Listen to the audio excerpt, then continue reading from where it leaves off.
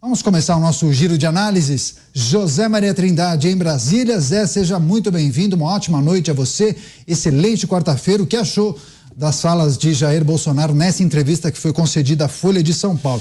Segundo ele, enfrenta muitas ações e investigações por não estar morto politicamente, mas disse que não pensa em retornar à presidência nesse momento porque criou sementes pelo país. De fato, tem muitas digitais de Bolsonaro pelo país, né?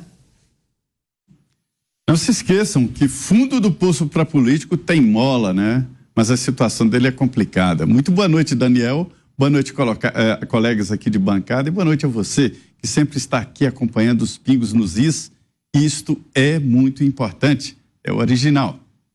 Olha, a situação política do ex-presidente Jair Bolsonaro é muito boa. Ou seja, ele plantou mesmo sementes que floresceram em todos os estados e aqui no Distrito Federal. Ou seja, ele pode se disputar cargos importantes, inclusive a presidência da República, se ficar livre desta condenação no TSE de inelegibilidade. É isso que prende. Mesmo inelegível, ele será o grande eleitor da eleição próxima do ano que vem, né? As eleições municipais, e também uma catapulta para as eleições de 2026.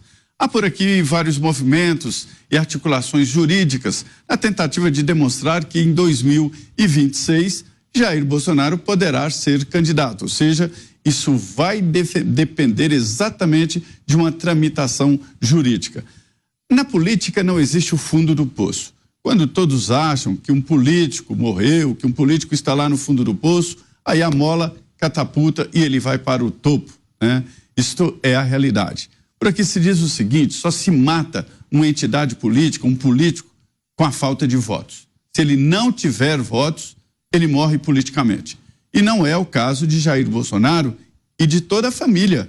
Michele Bolsonaro pode escolher hoje o estado em que ela se candidata e que é eleita a deputada ou a senadora em alguns estados, como por exemplo aqui no Distrito Federal. A força dela elegeu a senadora Damares. Esta é uma realidade. Então, o ex-presidente está fazendo aí uma ação, uma batalha política. Os filhos dele me dizem que ainda nutrem a esperança, e não poderia ser diferente, né? Tem que, pelo menos, fazer esse discurso. Mas o caso é esse.